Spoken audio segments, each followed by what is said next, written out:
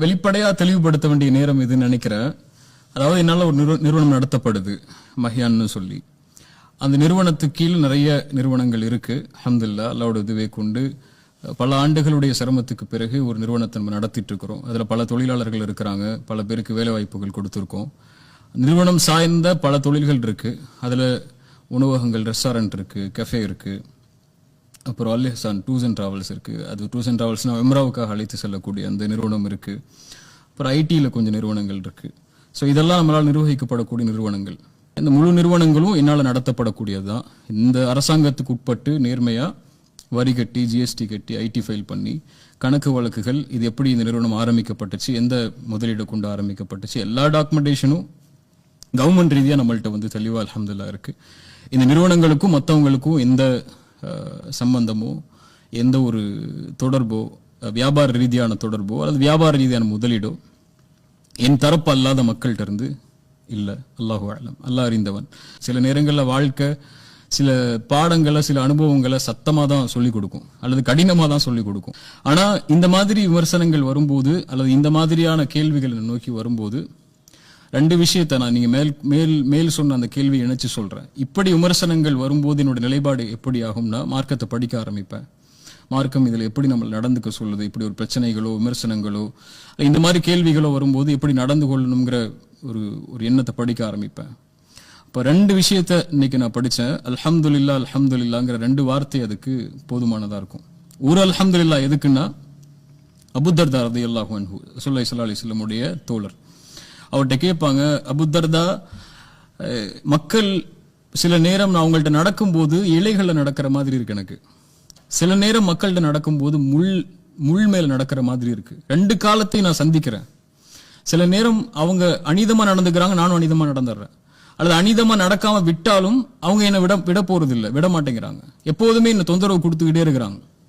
அல்லது என்னை பத்தி விமர்சனங்களோ, என்னை பத்தி சிந்தனைகளோ, என்னை பத்தி எதிர்ப்புகளோ வந்துகிட்டே இருக்கு மக்கள்கிட்ட இருந்து. நான் என்ன எப்படி எதிர்கொள்றதுன்னு அல்லது என்னுடைய மானத்தை பத்தி பேசுறாங்க, எனக்கு என் சம்பந்தம் இல்லாத விஷயங்கள் என் மேல திணிக்கிறாங்க, என் மேல அவதூறுகளை தூக்கி போடுறாங்க. அபூ தர்தா சொன்னாங்க, கடன் கொடுத்துருங்க உங்களுடைய மானத்தை அவங்கள்ட்ட. வறுமைன்னு ஒரு நாள் வரும். வறுமைன்னா தெரியுது இல்ல, பஞ்சம், பட்டினி, வறுமை, இப்படி ஒரு நாள் உனக்கு வரும். அந்த நாள்ல அந்த கடன் உனக்கு திருப்பி வரும். நாங்க ரசூலுல்லாஹி ஸல்லல்லாஹு அலைஹி வஸல்லம் கேட்டாங்க, ரசூலுல்லாஹ் கேட்டாங்க சஹாபாக்களை பார்த்து, மணில் முஃப்லிஸ், பரம ஏழை யாருன்னு சொல்லி. பரம ஏழைன்னு கேட்கும்போது சஹாபாக்கள் சொன்னாங்க, யார சொல்ல, யாருக்கு காசு இல்லையோ, வசதி இல்லையோ, பணம் இல்லையோ, ட்ரெஸ் இல்லையோ, இந்த மாதிரி பரம ஏழைன்னு ரசூலுல்லாஹி ஸல்லல்லாஹு அலைஹி வஸல்லம் சொன்னாங்க. பரம ஏழை அவ இல்லை, நாளைக்கு மறுமையில தொழுகையோட வருவான், ஜக்காத்தோட வருவான், நோன்போட வருவான், ஹஜ்ஜோட வருவான், பெரிய பெரிய வணக்க வழிபாடுகளோட வருவான்.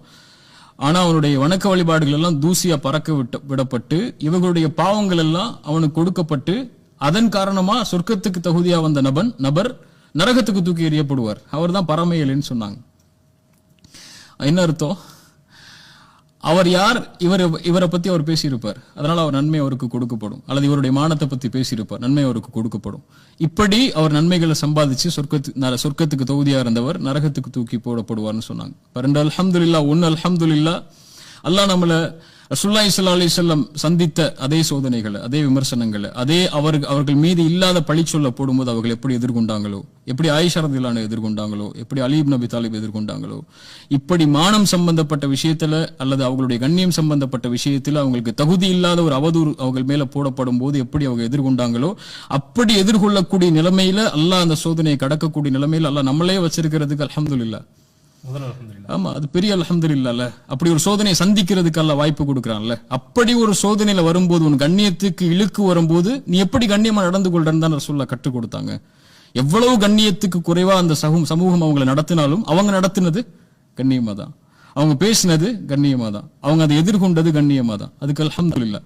இரண்டாவது அல்ஹம்துலில்லாஹ், அவர்கள் நம்மளை பத்தி அவர்கள் அறியாத விஷயத்தை பேசுறதுனால அவர்களுடைய நன்மைகளுடைய கதவு திறக்கப்பட்டு நம்மள்ட்ட கொட்டிக்கிட்டே இருக்கு. பேசட்டுமே, இன்னும் பேசட்டும், இன்னும் எவ்வளவு பேச முடியுமோ பேசட்டும். கட்டாயமா ஒதுக்கப்பட தானே செய்வாங்க. அதாவது ரெண்டு விஷயம் இருக்கு. இன்னைக்குள்ள சூழல்ல ஒரு சத்தமான குரல்னு சொல்லி எந்த ஒரு குரலும் இல்லை சமூகத்துல.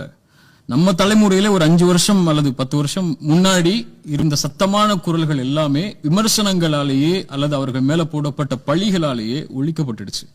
அந்த பழிகளும் அந்த இழுசொல்களும் யாரால போடப்பட்டுச்சு?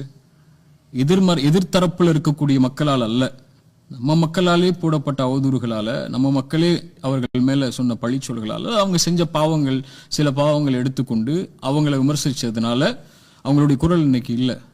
இப்ப சமூகத்துக்காக குரல் கொடுக்கக்கூடிய மனிதர்கள் அவங்க தவறு செய்வாங்க, யாருமே தவறு செய்யாதவங்க இல்ல. தவறு செய்தால் அவர்களை அழைத்து அந்த தவறுக்கு வழிகாட்ட வேண்டிய சமூகம் அவர்களை ஒதுக்கி வைக்கிறதுக்கும் விமர்சனம் செய்யறதுக்கு மட்டும்தான் முன்னாடி இருக்கு. இப்படிதானே? யாரும் வழிகாட்ட முன்னாடி இல்லையே. இப்போ நானே ஒரு தவறு செய்யறேன்னு வச்சுக்கோங்களேன், எனக்கு என்ன வயது இருக்கும், 30 இருக்குமா, 31 அந்த மாதிரி இருக்குமா, 31 வயதுல இருக்கக்கூடிய நானே ஒரு தவறு செய்யறேன்னா, அனுபவம் இல்லாத மார்க்கத்தை படித்து கொண்டிருக்கக்கூடிய அல்லது சமூக மக்களோட அதிகமா பழகாத என் மாதிரி மக்கள் தவறுகள் செய்யப்படும் போது கூட அது விமர்சனமா தான் திரும்பி வருதே தவிர வழிகாட்டல எனக்கு திரும்பி வரல. அப்ப என்னுடைய பாதையில இன்னொருவர் நாளைக்கு ஒருவர் பயணித்தாலும் அல்லது என்னுடைய பாதையில யாரொருவர் சமூகத்துக்காக பயணித்தாலும் இப்படித்தான் சமூகம் விமர்சனங்களை கொண்டு மட்டுமே அவர் அழிக்கணும்னு நினைச்சதுன்னா அது எங்க கொண்டு போய் நிப்பாட்டும்? இப்ப யாரு வருவா இந்த சமூகத்துக்காக குரல் கொடுக்க? யார் வருவா இந்த சமூகத்துக்கு வழிகாட்ட?